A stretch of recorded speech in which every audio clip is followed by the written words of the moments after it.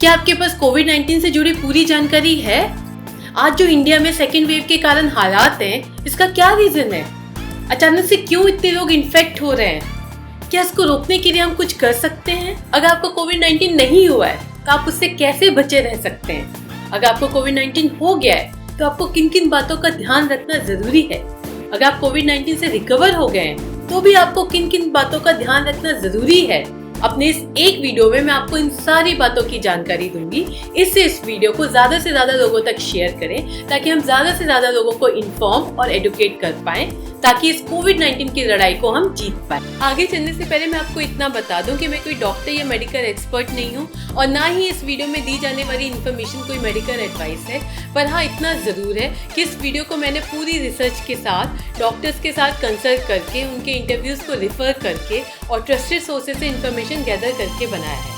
ये वीडियो सिर्फ आपकी अवेयरनेस के लिए है और आपको कहीं ना कहीं हेल्प जरूर करेगा। ये वीडियो थोड़ा लंबा होने वाला है, इसलिए मैंने डिस्क्रिप्शन में टाइम कोड्स डाल दिए हैं ताकि आपको कोविड से रिलेटेड जिस भी किसी चीज की इन्फॉर्मेशन चाहिए आप उस सेक्शन में डायरेक्ट जंप करके जा सकते हैं और उसकी इन्फॉर्मेशन ले सकते हैं। तो लेट्स स्टार्ट।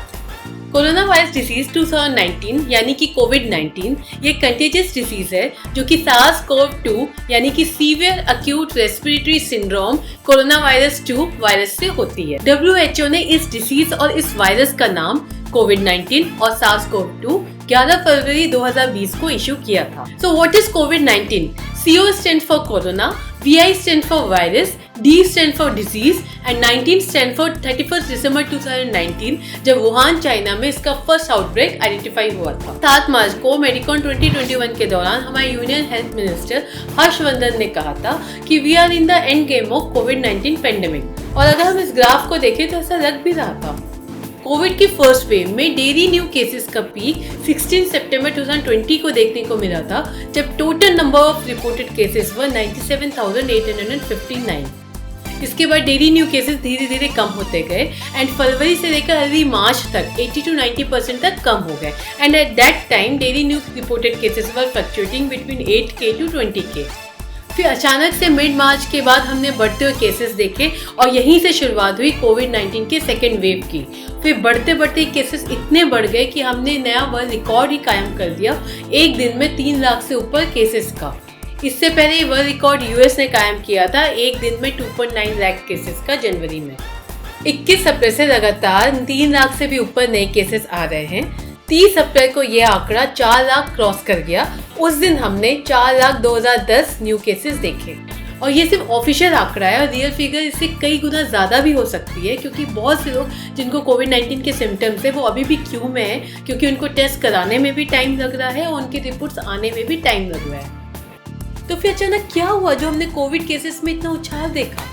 सोचने की बात तो ये है कि इसी दौरान कुंभ मेला भी हुआ, जो कि इस प्लेनेट की सबसे बड़ी मास गैदरिंग है। इस साल जनवरी से लेकर अभी तक लगभग 90 लाख पिलग्रिम्स ने हरिद्वार विजिट किया, जिसमें से सिर्फ अप्रैल में ही 50 लाख पिलग्रिम्स थे, वो भी इस कोविड की सेकेंड वेव के दौरान। इसी दौरान कई पॉलिटिकल रैलीज भी हुई। तो क्या ये इस कोविड सर्ज के कंट्रीब्यूटर्स हो सकते हैं? सोचने की बात है। तो क्या सिर्फ गवर्नमेंट जिम्मेदार है? बिल्कुल है। Clearly our leaders have failed us, चाहे वो कुंभ मेला हो या पॉलिटिकल रैलीज हो। देयर वर नो रेस्ट्रिक्शंस, सारे प्रोटोकॉल्स ब्रेक हुए। Our leaders should set an example for us, पर इस केस में ऐसा नहीं हुआ। आंकड़े बताते हैं कि सितंबर 2020 से लेकर फरवरी 2021 तक कोरोना काफी नियंत्रण में था। गवर्नमेंट चाहती तो इस टाइम गैप को अच्छे से यूटिलाइज करके हेल्थ केयर इंफ्रास्ट्रक्चर को अच्छे से इम्प्रूव कर सकती थी, बट ऐसा नहीं हुआ। लेकिन सिर्फ गवर्नमेंट ही जिम्मेदार नहीं है। चाहे कुंभ मेला हो, पॉलिटिकल रैलीज हो, क्या हम में से कई उस भीड़ का हिस्सा नहीं थे? गवर्नमेंट कब तक हमको डंडे देकर सही रास्ता दिखाएगी? हम सबको खुद सोशल रिस्पॉन्सिबल होने की जरूरत है। अभी हाल ही में मैंने द क्विंट में एक आर्टिकल पढ़ा जिसमें कि एक डिवोटी ने अपनी वाइफ का कोविड पॉजिटिव स्टेटस जानते हुए भी उसके साथ कुंभ के मेला के लिए ट्रैवल किया, और वो भी एक बड़े ग्रुप के साथ, और कई लोगों को इन्फेक्ट किया। ऐसे और भी कई केसेस हो सकते हैं जिनके बारे में शायद हमें पता भी नहीं है। इससे गवर्नमेंट को, डॉक्टर्स को, वैक्सीन कंपनीज को ब्लेम करने से पहले ये ज़रूरी है कि हम अपने बिहेवियर को करेक्ट करें। एक्सपर्ट्स ये भी अंदाज़ा लगा रहे हैं कि अचानक से इन बढ़ते हुए कोविड केसेस का कारण वायरस का नया वेरिएंट भी हो सकता है। तो क्या है ये वेरिएंट?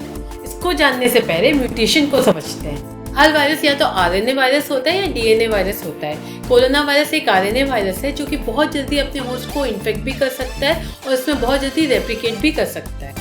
आरएनए वायरस के पास कोई प्रूफ रीडिंग मैकेनिज्म नहीं होता जो कि डीएनए वायरस के पास होता है। इससे जब आरएनए वायरस रेप्लिकेट करने की कोशिश करता है तो इस प्रोसेस में मिस्टेक्स होने के चांसेस होते हैं और इसी मिस्टेक्स को म्यूटेशन कहते हैं। कई बार तो ये म्यूटेशंस यूजलेस और हार्मलेस होती हैं और कई बार ये म्यूटेशंस मैटर ऑफ कंसर्न बन जाती हैं, क्योंकि ये डिपेंड करता है 4 फैक्टर पे। नंबर 1, क्या इन म्यूटेशंस के बाद वायरस और भी ज़्यादा इन्फेक्शियस हो जाएगा। नंबर 2, क्या इन म्यूटेशंस के बाद वायरस और भी ज़्यादा डेडली हो जाएगा। नंबर 3, क्या ये एंटीबॉडीज़ को रेजिस्ट करेगा। नंबर 4, क्या इस पर कोई भी वैक्सीन वर्क करेगी। अगर वायरस का कोई एक म्यूटेशन जब परसिस्टेंटली स्प्रेड होने लगता है तो उसे हम वेरिएंट का नाम देते हैं। तो इन म्यूटेशंस को कैसे ट्रैक करते हैं, इसका तरीका है जीनोम सीक्वेंसिंग।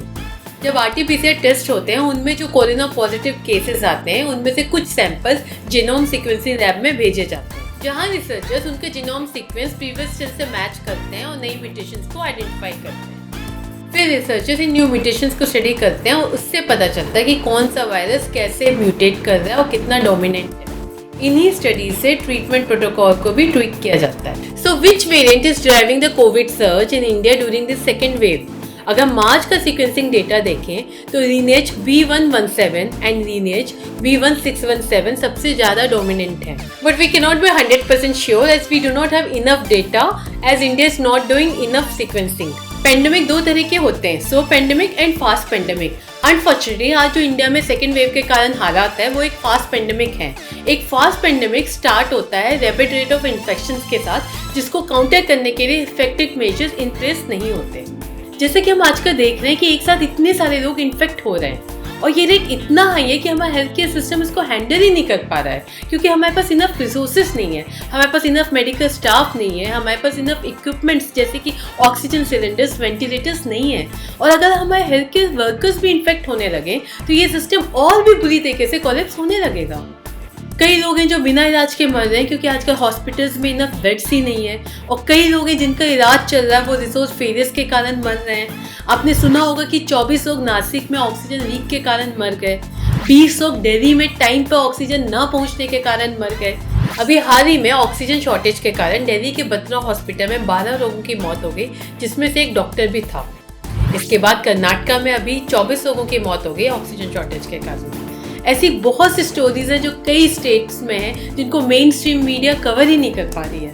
पर सिर्फ इंसान नहीं मर रहे, कई जगह इंसानियत भी मर रही है।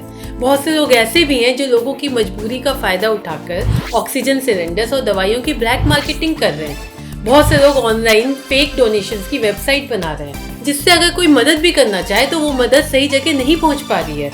यहाँ तक कि बहुत से लोग फेक मेडिसिन तक बना रहे हैं।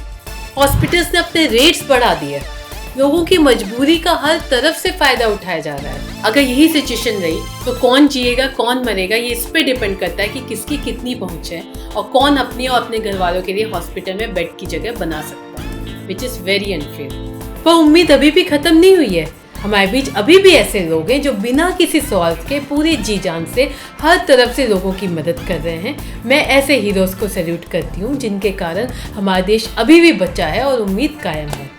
हमें हेल्थ केयर सिस्टम के इस लोड को कम करना होगा ताकि आगे कोई भी कोविड पॉजिटिव पेशेंट आए तो उसे बिना किसी क्रंच के मेडिकल रिसोर्सेज मिल पाए और उसका ठीक तरह से इलाज हो पाए। तो हम क्या करें? कैसे इस फास्ट पेंडेमिक को स्लो पेंडेमिक बनाएं? सिर्फ 2 तरीकों से। खुद इन्फेक्ट मत होइए और दूसरों को इन्फेक्ट मत करिए। और अब मैं बताती हूँ कैसे। तो 4 बातों का ध्यान रखना बहुत ज़रूरी है जो कि बहुत सिंपल है पर बहुत इंपॉर्टेंट है। So first point is wear mask. So mask पहनना इतना इंपॉर्टेंट क्यों है? पहले ऐसा माना जाता था कि वायरस जो है ड्रॉपलेट इन्फेक्शन के थ्रू फैलता है, यानी कि बोलने से, छींकने से, खांसने से जो ड्रॉपलेट्स होती थी वो ज़मीन में गिर जाती थी, क्योंकि उसका साइज 5 माइक्रोन से बड़ा था, इससे वो ज़मीन में गिर जाता था। इससे कहा जाता था कि 2 गज की दूरी मेंटेन करो।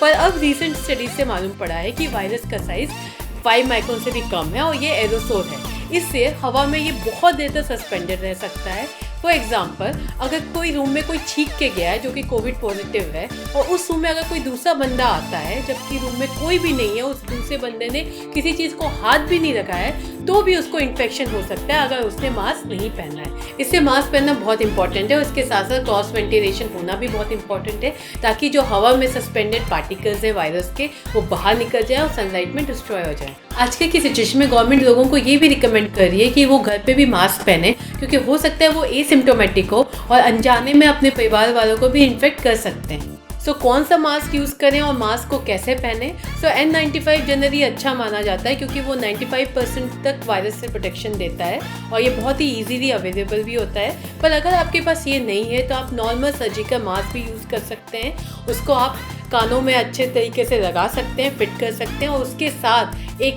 एडिशनल कपड़े का मास्क भी आप यूज़ कर सकते हैं। सो 2 मास्क आप यूज़ कर सकते हैं फॉर बेटर प्रोटेक्शन। एक बात का ध्यान रखिएगा कि आपको एक्सहेलेशन वॉल वाले मास्क नहीं यूज़ करने, क्योंकि इनका पर्पस पॉल्यूशन से प्रोटेक्ट करना है। ये आपको पैथोजेंस और वायरस से भी प्रोटेक्ट करेगा, पर अगर आप इन्फेक्टेड हैं और आप एक्सहेल करते हैं तो आपकी पूरी की पूरी हवा जो है वो अनफिल्टर्ड बाहर जाती है और ये बाहर और लोगों को इन्फेक्ट कर सकती है। So second point is social distancing. So social distancing क्यों ज़रूरी है? हो सकता है कई बार आप इन्फेक्टेड हो पर एसिम्प्टोमेटिक हो, तो आपको पता ही नहीं हो कि आप इन्फेक्टेड हो। सो बाहर जाके आप और भी लोगों को फैला सकते हैं। इससे घर पे जितना ज़्यादा हो सके आप रहिए और विजिटर्स को भी अवॉइड करिए, क्योंकि कई बार हो सकता है कोई विजिटर इन्फेक्टेड हो, वो घर पे आए और आपको इन्फेक्ट कर सकता है। सो बाहर बहुत ज़्यादा ज़रूरी है तभी जाएं, और अगर आप बाहर जाएं तो मास्क ज़रूर पहनें और औरों से 6 फीट का डिस्टेंस ज़रूर मेंटेन करें।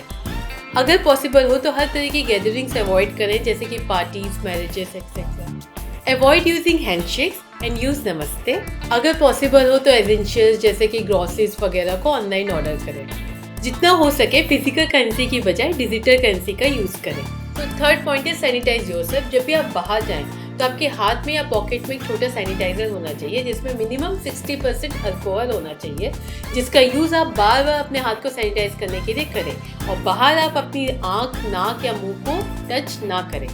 जब भी आप बाहर से घर वापस आए तो आप एक प्रोटोकॉल हमेशा फॉलो करें कि आपका जो सामान है, जैसे कि पर्स हुआ, वॉलेट हुआ, फ़ोन हुआ, मोबाइल हुआ, चश्मा हुआ, उसको आप डिसइंफेक्टेड वाइप से साफ़ करें। उसके बाद डायरेक्ट आप वॉशरूम में जाएं और सोप और वाटर से मिनिमम 20 सेकेंड्स तक अपने हैंड्स वॉश करें। उसके बाद अपना फेस वॉश करें, अपना मास्क वॉश करें और पॉसिबल हो तो शावर लें और अपने क्लोथ्स चेंज करें। और डेटॉल में और डिटर्जेंट में मिनिमम 14 घंटे तक आप अपने कपड़ों को भिगा के रखें वॉश करने से पहले।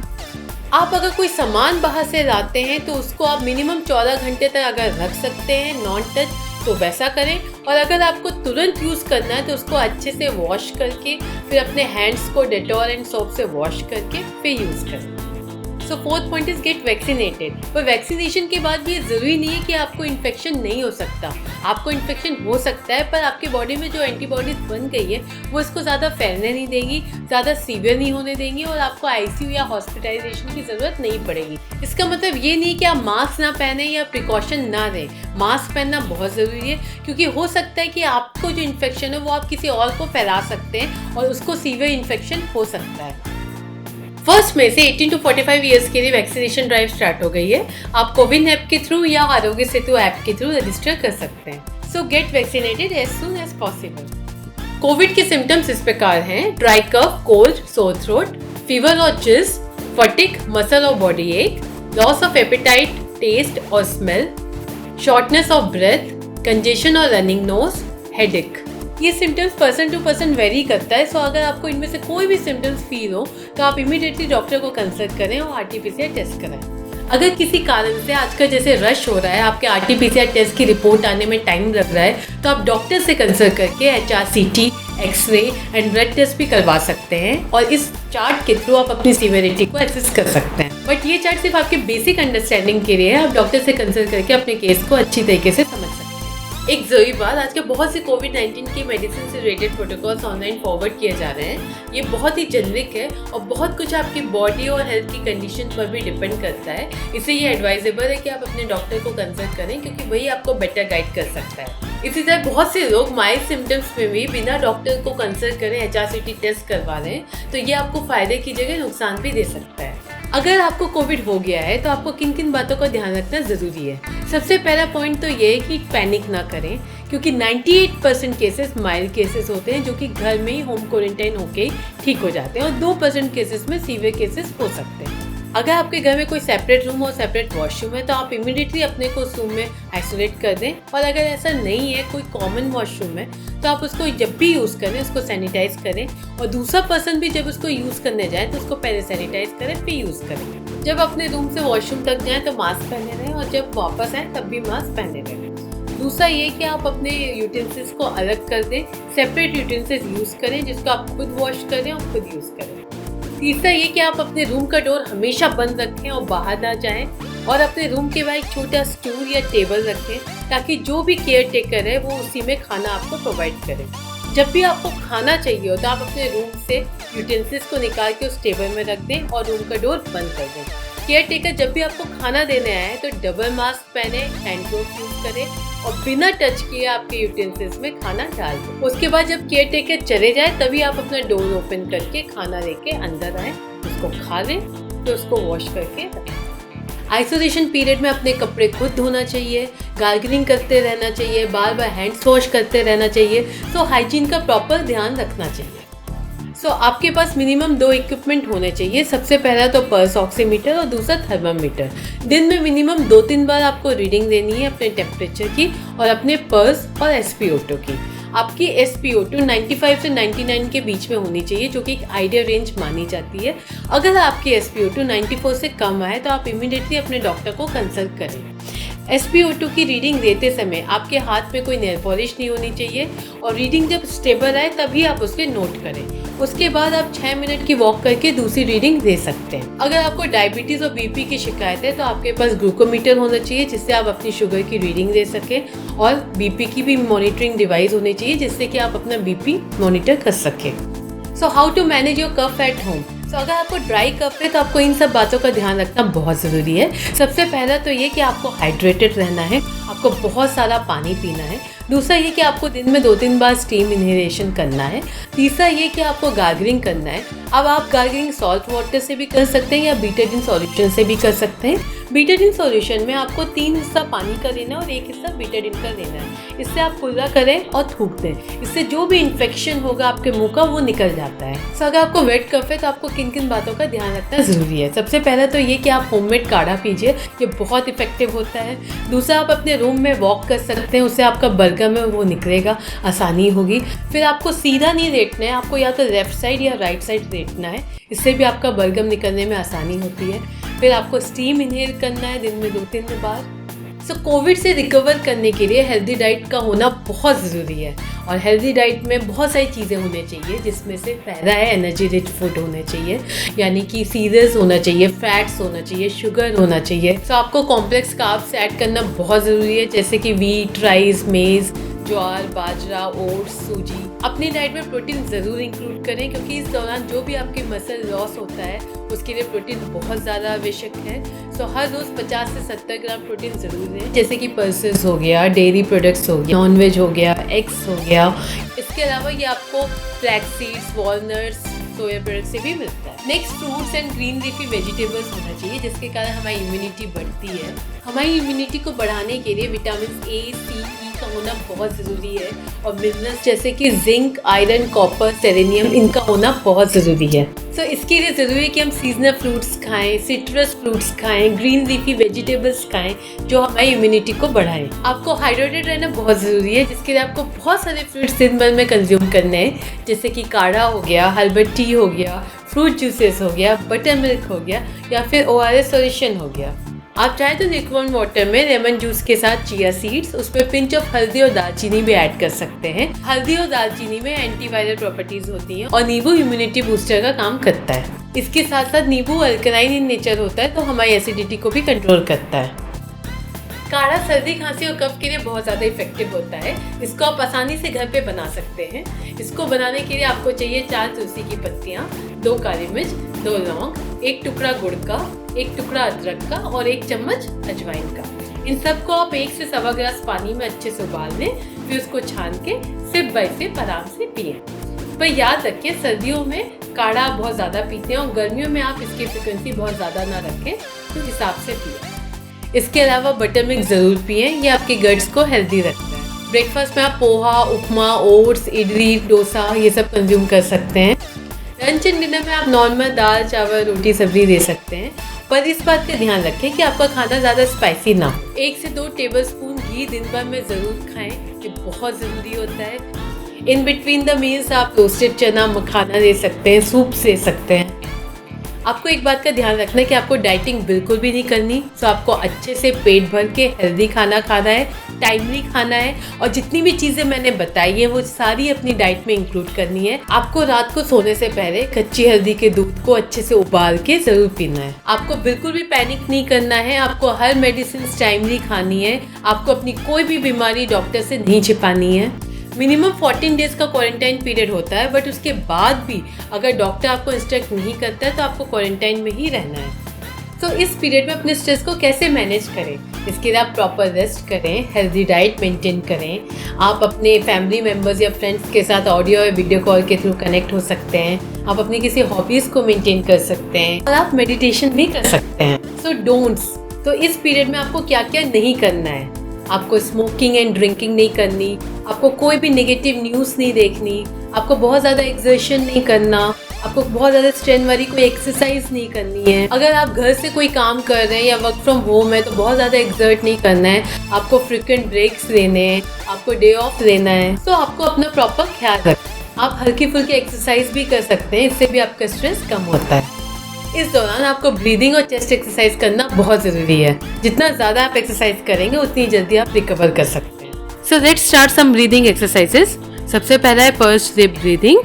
इसमें जितना ज़्यादा आप इनहेल कर सकते हैं इनहेल करिए, फिर एक्सहेल आउट करिए अपने माउथ से, जितना ज़्यादा आप कर सकते हैं। Again inhale as much as you can, then exhale out as much as you can.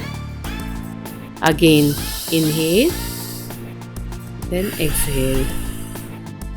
So the next exercise is diaphragmatic breathing, जिसमें एक हाथ आपको पेट में रखना है, एक अपर चेस्ट में, और सांस ऐसा लेना है जिससे आपका पेट फूले, और जब आप एक्सहेल आउट करेंगे तो पेट सिंक इन हो।